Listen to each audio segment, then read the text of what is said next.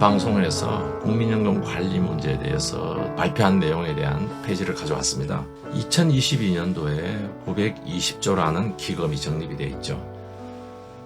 서강대 김영익 교수님께서 말씀하시기를 현재 운용 수익금의 1%만 더 낼 수만 있다면 연금 고갈을 5년 이상 연기할 수 있다라고 말씀하셨습니다. 그렇다면 오늘은 연금기금 운용 수익에 대해서 들여다보겠습니다. 먼저 기금 투자 포트폴리오를 보겠습니다. 국내 채권에 가장 많은 비중을 투자를 했습니다. 그리고 해외 주식이 27.8%, 그리고 대체 투자라는 것은 채권이나 주식과 같이 전통적인 투자 상품 대신 부동산, 선물, 펀드 등에 투자하는 형태를 가지고 대체 투자라고 보면 되겠습니다. 미국의 펀드 회사들이 거의 대부분 대체 투자 중심으로 포트폴리오가 짜져 있음을 우리는 이해를 하면 되겠습니다. 그 다음 국내 주식은 15%. 자, 여기에서 해외와 국내 주식과 해외 채권을 더 좀 늘리겠다는 계획을 발표를 했습니다. 그렇다면 국내 주식 투자에 대한 종목에 대해서 톱10 투자 규모를 봤습니다. 거기에서 삼성전자와 SK하이닉스가 26.5%를 두 기업에 투자가 되어 있더군요. 2월 23일부로 봤더니 LG에너지솔루션이 편입되었기 때문에 이렇게 봤습니다. 세계사의 30% 가까이 투자를 하고 있는 것 같습니다. 그리고 기금 운용 수익률에 대한 분석을 했는데 1988년부터 2021년도까지 연평균 6.7%의 수익을 올렸다, 이렇게 발표를 했습니다. 잘한 것 같죠? 잘한 성적이지 않겠나 이런 생각이 듭니다. 그런데 조금 더 한번 디테일하게 보도록 하겠습니다. 과거 30여 년간 우리 경제는 고도의 성장기를 누려왔습니다. 자, 그렇다면은 최근 10년 동안에는 우리가 얼마만큼 수익을 일으켰는지 이 부분을 잘 보면은 진정한 실력이 나올 수가 있을 것 같습니다. 그래서 이 부분을 살펴보도록 하겠습니다. 최근 10년간 투자 수익률 비교를 해봤습니다. 한국은 34년간은 6.8% 가까이 되었습니다만은 최근 10년으로 봤을 때는 4.9% 실적입니다. 거기에 비해서 캐나다는 9.6% 대단합니다. 그 다음 미국의 캘리포니아 공무연금은 7.1%, 노르웨이 국부펀드는 6.8%, 네덜란드 연금은 5.6%, 일본은 그 저렴한 채권이라든가 가장 안전자산 중심으로 운영하고 있는데도 우리나라보다도 더 높습니다. 자, 이렇게 비교해 봤을 때 비율이 상당한 차이가 나는 것을 느낄 수가 있습니다. 1% 더 늘어나는데 5년이라는 기금 고갈을 연장할 수 있다고 했는데 이건 매우 중요한 문제 같습니다. 그래서 한번 살펴봤습니다. 수익률 대비 기금 고갈이 더 연장되는 기간을 비교해 보기로 했습니다. 약 1800조 가까이 되는 2041년도 정점에서 바라봤을 때, 자, 여기에서 1%만 더 수익을 낸다면이라고 추론을 해봤습니다. 1% 상승의 5년 연장이라면은 이 배의 규모라면은 10년이 되겠죠. 캐나다만큼만 올린다면은 47년을 더 연장할 수가 있죠. 노르웨이로 보더라도 19년을 더 연장할 수 있다는 통계가 나옵니다.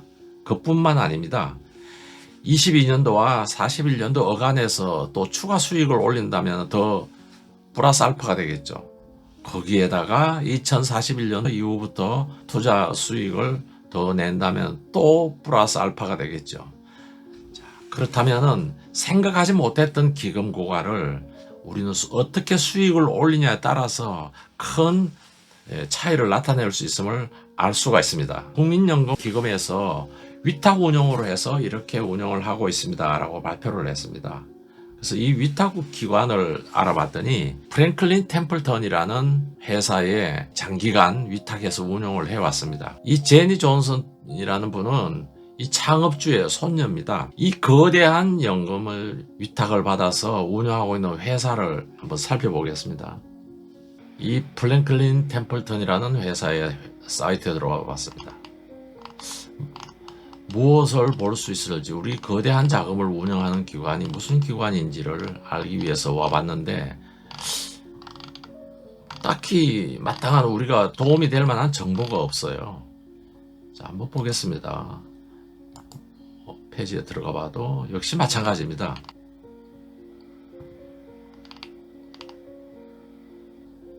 이 사이트를 한번 들어가 보도록 하겠습니다. 오크트리 캐피탈이라는 대체 투자 유명한 회사입니다. 근데 하워드 막스라는 분인데 얼마 전에 상프로 TV에 김프로께서 인터뷰한 내용을 감명 깊게 봤습니다. 작년에 그 어려운 시황에서도 큰 수익을 올렸던 투자 회사입니다. 이 사이트를 들어가서 한번 비교해 보겠습니다.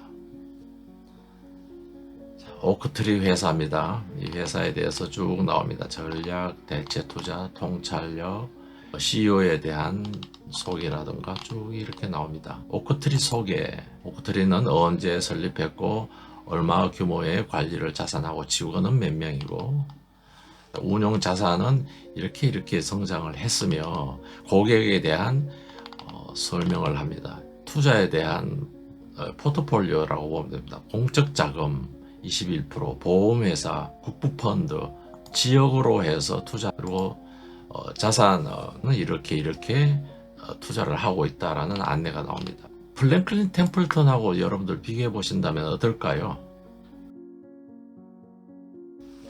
제 생각입니다. 이렇게 장기간 한 회사에 몰아서 탁을 시키는 것보다는 선의 경쟁으로 해서 한 두세 개 회사로 좀 나누어서 비교 성과도 평가도 해보고 싶은 생각도 듭니다. 사실 이런 훌륭하게 성과를 내고 있는 회사들도 얼마든지 있거든요. 굳이 한 회사에 이렇게 장기간 이렇게 위탁 운영을 시키고 있는 데 대해서는 제 견해로서는 아쉬움이 남는 게 아니겠나 싶습니다. 그리고 연기금 해외 운영 비교에 대해서 앞전에도 여기 잠깐 말씀을 드렸었죠. 그 평가로도 해외 연기금에 대한 운용위원들은 이렇게 엠파워가 형성이 돼 있다라고 했습니다. 각 나라 모두 전문성을 지닌 독립된 단체로서 구성되어 있다. 이렇게 평가를 보게 되는데 우리나라 같은 경우에는 정부 기관들과 사회 단체들로 구성돼서 마치 비영리 단체처럼 보이죠.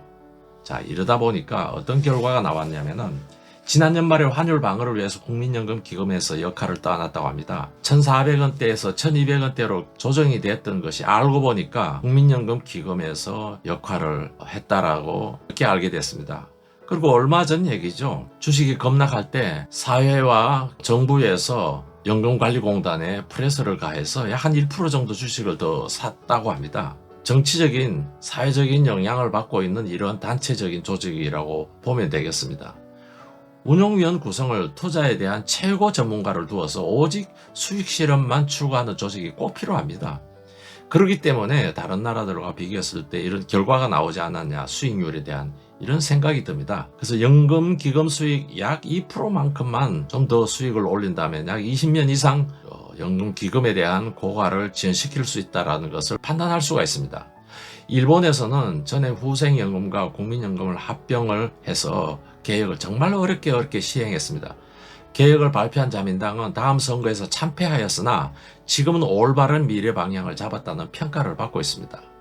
근본 정권에서 반드시 개혁하기를 바라며 기금 운용에서 정치 입김을 배제한 투자 전문기관으로 거듭나기를 간절히 기대하겠습니다. 다음 시간에는 우리가 벤치마킹하기 위한 해외 연금 개혁 성공 사례들을 한번 자료를 준비해서 여러분들 앞에 뵙도록 하겠습니다. 마치도록 하겠습니다. 감사합니다.